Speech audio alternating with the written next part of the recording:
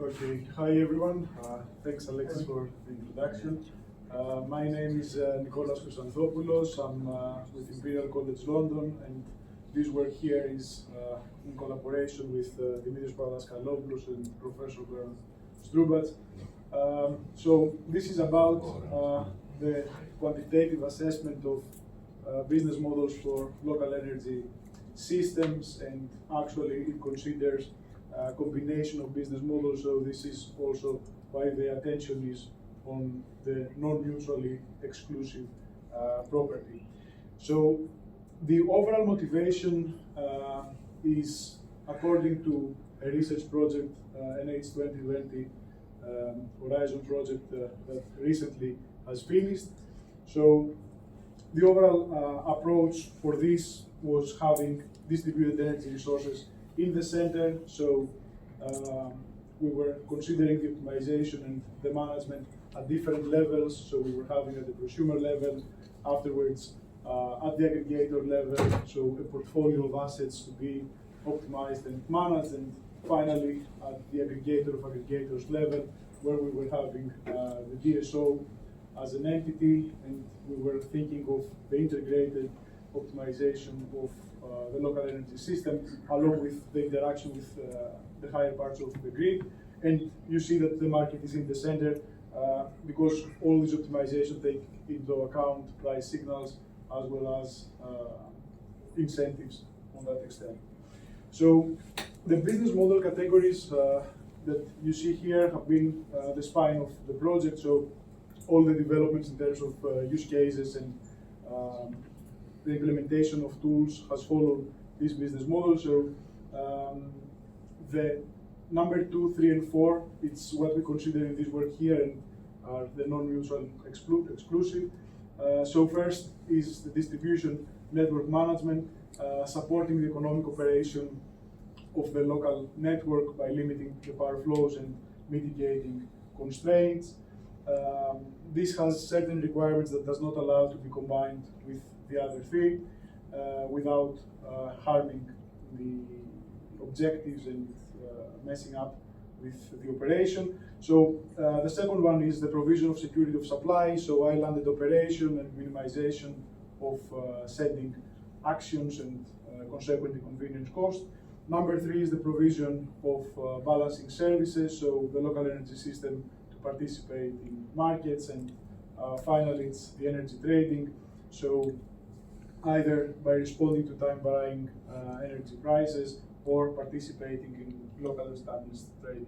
So in general, there has been some background work, so an analysis on the barriers of these business models as well as the applicability on the pilot sites of the project, and there has been a lot of discussion and constructive feedback received in different opportunities. So we have disseminated this activity in breeds and some workshops, and as well as in the recent Enlit Europe event.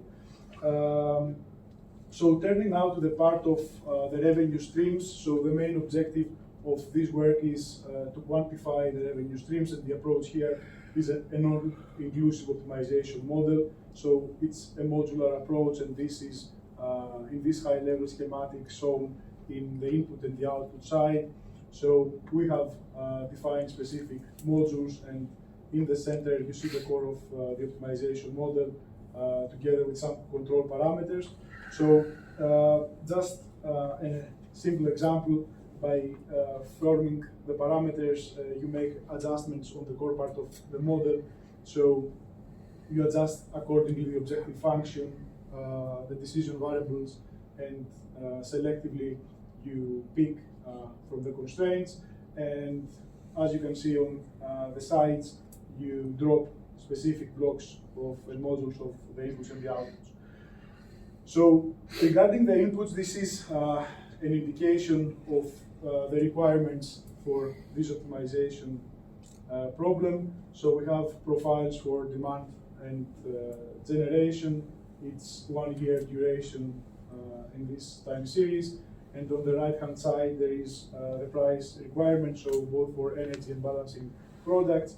In the middle, it's the network topology together with operational parameters. and for the battery, we have the operational parameters as well. In terms of the project and the pilot sites, the sizing of the battery has been performed in an optimal way, so there has been a previous work on the sizing. So, as far as the cases are considered, you can see on this plane that we are having on the one axis the structure of tariffs. So we are thinking column-wise, and we start from flat tariffs. We skip the time of use and we jump directly to dynamic tariff structures, where we distinguish between the 0 buy-sell margin and a 60% buy-sell margin. This is inherited by the existing flat tariffs that we have in the pilot site. The pilot site is in Austria, so we have a margin between the buy and the sell prices in the flat tariff scheme around 60%. On the other dimension, we have the business models. We start on the bottom from a single one, and as we go on upper levels, we have the combinations. So we start with the energy trading. Afterwards, we add the balancing services, and on the top level, we have also the security of supply. So on the right hand, it's actually the revenue results. So what is the important finding is that there can be synergy and actually increase the expected revenues. And the other point to highlight is that the structure of tariffs actually matters, and matters significantly. So dynamic tariff with some moderate margin between selling and buying can actually support the revenues further. So drilling into what it happens in terms of the grid inflow. So here these stacked colors are actually the months of the year, and what we are seeing is the grid inflows. So the negative part is export of the local energy produced. In terms of this pilot site, it was consisting of some supply points and some PV generation. It was also a biomass plant that it has been excluded in terms of the local energy system. So the dotted line gives the reference case where there is no asset, there is no battery asset to be scheduled, and you can see that in the case of the flat tariff, there is a certain difference between energy trading and adding also the balancing services. But the most important highlight here is in the dynamic tariffs, where we see that in the energy trading we get some spikes, and these are actually during the exploitation of the price differentials within the day. And on the right hand side, when it actually gets also the balancing service, we see that it becomes more steep, and this is due to the shorter time intervals under which the local energy system tries to exploit those differentials.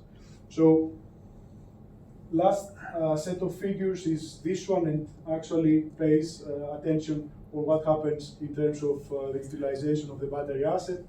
So we have in the energy trading business model, flat and dynamic tariffs. This is the first two figures. So we can see that dynamic tariffs enable kind of double utilization of the asset. So two phases of charging and discharging. In the flat tariff case, it's more on the self-consumption mode. So it stores during the PV peaks and actually utilizes and discharges afterwards. When we turn also to the balancing, we see that the state of charge tries to get to a mid-set point. And similarly, with the flat tariffs and the dynamic tariffs, we can observe the kind of dual utilization. The orange curve is standing for the market price, and there is one faded line that is not shown in the projector, but was setting the level of the buying price.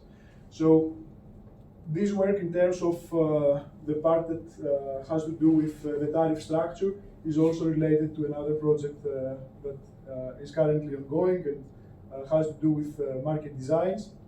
At this project, we focus, I mean, this one actually takes into account from pan-European level market design until the national case studies and also the local energy markets. So on the local energy markets there, we again apply this time of use and dynamic comparison. So far we have assumed centralized operation of the local market. This is in accordance with the overall approach in the project. So first is some first best social planning, and afterwards a decentralized market solution driven and supported by agent-based modeling. So in our case, we have been working with local energy market and retailer model so far, and we have preliminary results on time of use and dynamic tariffs.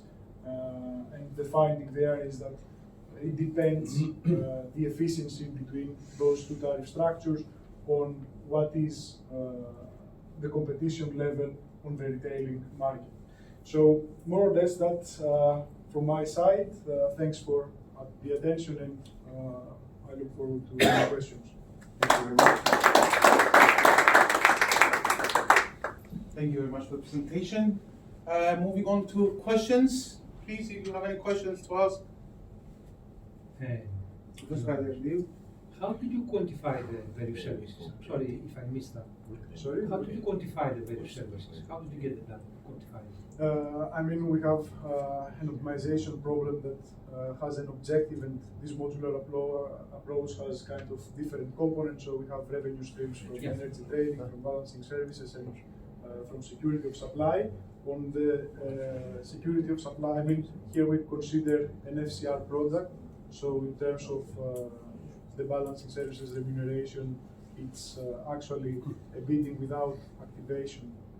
How did you quantify it? How did you find the numbers? Quantify it?